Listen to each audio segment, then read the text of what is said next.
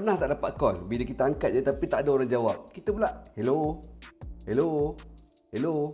Ingatkan line problem, tapi sebenarnya scammer tengah buat kerja. Dengan teknologi AI sekarang ni, scammer hanya perlukan 3 sampai 5 saat saja untuk dia clone suara kita.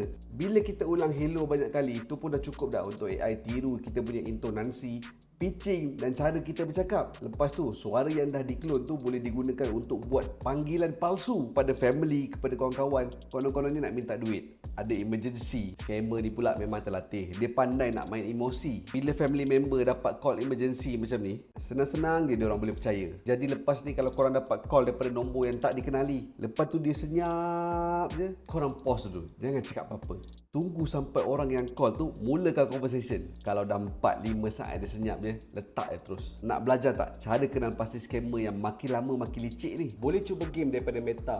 Betul ke tipu? Dalam game ni ada banyak situasi sebenar yang boleh bantu kita belajar untuk fikir dulu sebelum terjerat dengan scammer online. Link saya letakkan dalam caption.